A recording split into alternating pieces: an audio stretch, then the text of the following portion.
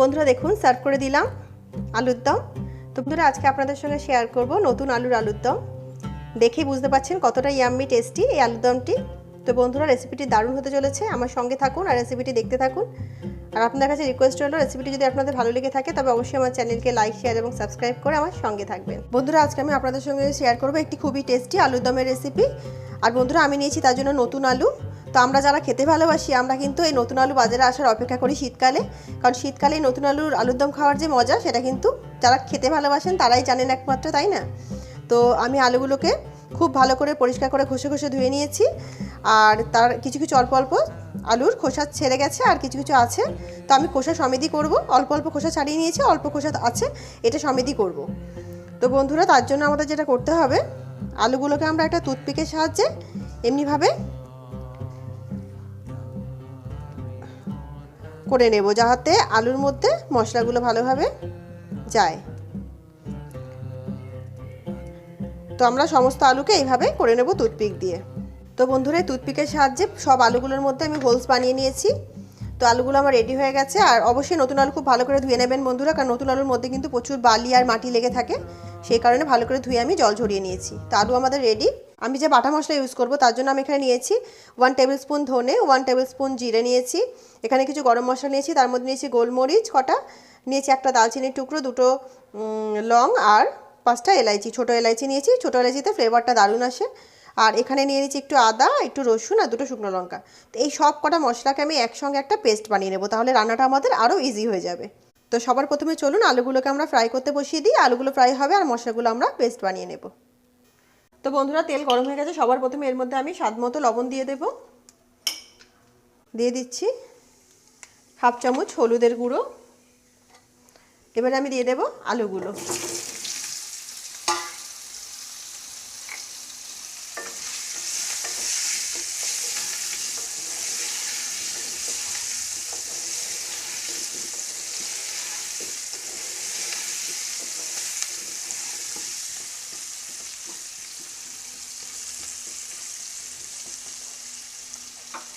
তো বন্ধুরা গ্যাসের ফ্লেমটা মিডিয়াম রেখে আলুগুলোকে আমি ব্রাউন কালার করে ফ্রাই করে নেব। তো বন্ধুরা দেখুন আলুগুলো আমি সুন্দর ব্রাউন করে ফ্রাই করে নিয়েছি, আলুগুলোকে তুলে নেব। তেল ঝরিয়ে সুন্দর করে আলুগুলোকে তুলে নিচ্ছি। বন্ধুরা আলুগুলোকে সুন্দর করে ফ্রাই করে তুলে নিয়েছি। কড়াই যে বাকি তেলটা রয়েছে সেই তেলটাই আমরা ইউজ করব। এর মধ্যে দিয়ে দিচ্ছি আমি 1 টিস্পুন জিরে, দিয়ে দিলাম 1 টিস্পুন গোটা জিরা, আর একটু তেজপাতা দিয়ে দিচ্ছি কেটে।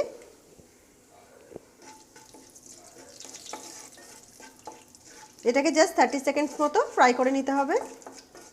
তো বন্ধুরা এর মধ্যে দিয়ে দিচ্ছি দুটো মিডিয়াম সাইজের চপ পেঁয়াজ কুচি। বন্ধুরা এর মধ্যে দিয়ে দিলাম দুটো মিডিয়াম সাইজের পেঁয়াজ কুচি। পেঁয়াজ দুটোকে আমি চপ করে নিয়েছিলাম।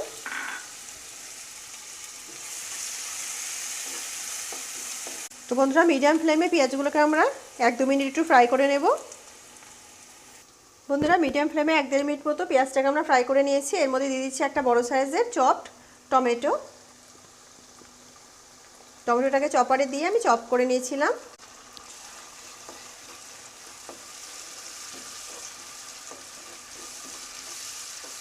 তো টমেটোটাকে পেঁয়াজের সঙ্গে 30 সেকেন্ডস মতো ফ্রাই করে নিলাম। এর সঙ্গে আমরা দিয়ে দেবো ওই যে বাটা মশলাটা আমরা রেডি করে রেখেছিলাম সেইটা। তো বন্ধুরা দিয়ে দিচ্ছি বাটা মশলাটা। মশলার জায়গাটা বেশ খানিকটা মশলা লেগেছিল, তো আমি একটু জল দিয়ে সেটাকে ধুয়ে নিলাম।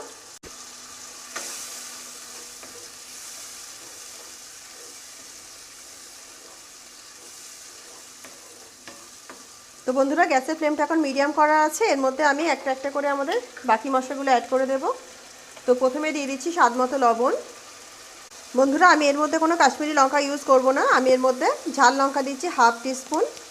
লঙ্কাটা অনেকটাই বেশি ঝাল, সেই জন্য 1/2 টিস্পুন দিলাম। আর এতে দিয়ে দিচ্ছি 1 টিস্পুন মতো হলুদ গুঁড়ো। আর বন্ধুরা বাকি বাটা মশলাতে আমি সব মশলা দিয়েই ফেলেছি, তো আর এক্সট্রা আমাদের কোনো মশলা দেওয়ার কোনো প্রয়োজন নেই। জাস্ট এই মশলাটাকে ভালো করে আমাদের কষিয়ে নিতে হবে। তো মশলাটাকে একটু কষিয়ে নেব কিছুক্ষণ। তো বন্ধুরা 3 মিনিট ধরে মশলাটাকে ভালো করে কষিয়ে নিয়েছি। মশলাটার মধ্যে দেখুন তেল উঠে এসেছে। আমরা এই সময় দিয়ে দেবো এর মধ্যে ভেজে রাখা আলুগুলো। আলুগুলোকে এর সাথে একটু আমরা 2 মিনিট মতো কষিয়ে নেব।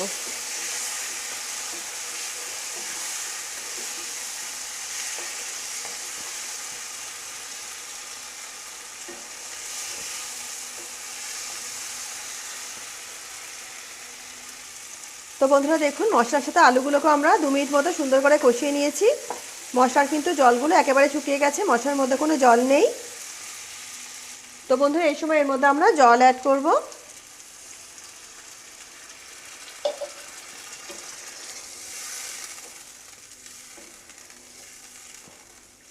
তো বন্ধুরা এতে কতটা পরিমাণে জল অ্যাড করবেন সেটা হচ্ছে আলুগুলো জলে ডুবে গেছে, দেখুন একটু একটু জাস্ট দেখা যাচ্ছে।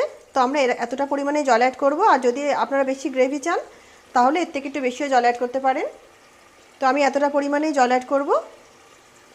তো বন্ধুরা দেখুন এটার মধ্যে বয়েল এসে গেছে, আমি এই সময় এটাকে ঢেকে দেব। আর একটা জিনিস মাথায় রাখবেন বন্ধুরা, যেহেতু আমরা এটা আলুর দম করছি মানে দম আলু করছি, তো আলুটাকে কিন্তু আমরা পুরো দমেই করব, হড়বড় করে হাই ফ্লেমে করব না। তো গ্যাসের ফ্লেমটাকে একেবারে লো করে দিচ্ছি, বিকজ এটা ফুটে গেছে আর পুরো দমের মধ্যেই কিন্তু আলুটা হবে। তো বন্ধুরা গ্যাসের ফ্লেমটাকে একেবারে লো করে দিলাম। আর এর মধ্যে এই যে হোলটা আছে এই হোলটাকে আমরা বন্ধ করে দেব, বিকজ আলুটাকে আমরা পুরো দমে করব। বিকজ এটা আমি দম আলু বানাচ্ছি মানে আলুর দম বানাচ্ছি। তো আলুর দম বানানোর নিয়মটাই হচ্ছে কিন্তু আলুটা পুরো দমে সেদ্ধ হবে। তো এই হোলটাকেও বন্ধ করে দিলাম আর এটাকে ভালোভাবে ঢেকে দিলাম। এবারে এইটাকে গ্যাসের ফ্লেমটাকে লো করে আমরা ভালো করে 15 থেকে 20 মিনিট মতো ভালো করে কুক করে নেব। তো বন্ধুরা ফিরে আসছি 15 মিনিট পর। তো বন্ধুরা লো ফ্লেমে আলুর দমটা 15 মিনিট কুক করে নিয়েছি, একবার চেক করে নেব।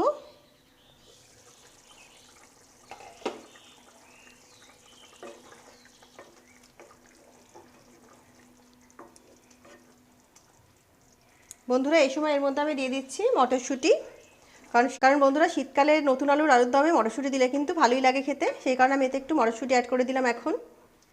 তো চেক করে নিই আলুগুলো সেদ্ধ হয়েছে কিনা, একটা বড় দেখে আলু চেক করি। দেখুন একেবারে আলুটা ভেঙে গেল, তার মানে আলু কিন্তু আমাদের পারফেক্টলি সেদ্ধ হয়ে গেছে। তো এটাকে আমরা যেহেতু মটরশুঁটি অ্যাড করলাম এটাকে ঢেকে আরও জাস্ট 5 মিনিট মতো কুক করে নেব। আর ফিরে আসছি 5 মিনিট পর। আর বন্ধুরা এতে আমি আরও একটা জিনিস অ্যাড করব, তো অবশ্যই রেসিপিটি পুরো শেষ পর্যন্ত দেখতে থাকবেন। তো বন্ধুরা মটরশুঁটিটা দেওয়ার পর এটাকে আরও 5 মিনিট মতো কুক করে নিয়েছি।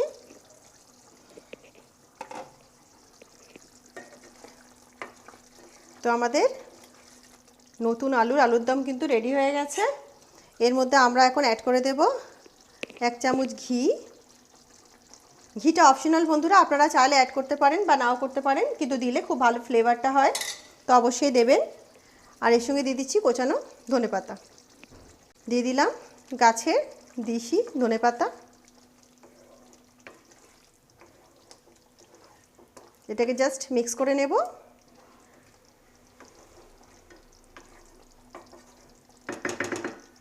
আর আলুর দম কিন্তু আমাদের একেবারে রেডি।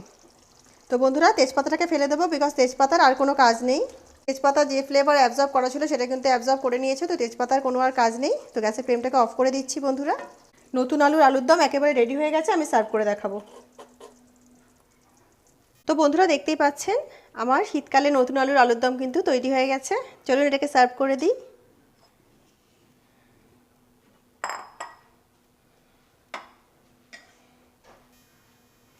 তো দেখুন বন্ধুরা সার্ভ করে দিচ্ছি নতুন আলুর দম, কাছ থেকে দেখুন খুব সুন্দর।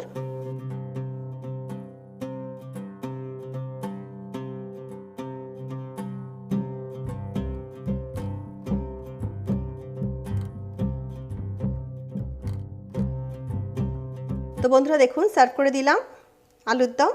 তো বন্ধুরা এই সিম্পল আলুর দম রেসিপিটি আপনাদের কেমন লাগলো অবশ্যই কমেন্ট করে আমাকে জানাবেন। রেসিপিটি যদি আপনাদের ভালো লেগে থাকে তবে অবশ্যই আমার চ্যানেলকে লাইক শেয়ার এবং সাবস্ক্রাইব করে আমার সঙ্গে থাকবেন। তো বন্ধুরা দেখা হচ্ছে একটা অন্য নতুন রেসিপির সঙ্গে, ততক্ষণ সবাই ভালো থাকুন, সুস্থ থাকুন। আল্লাহ হাফিজ।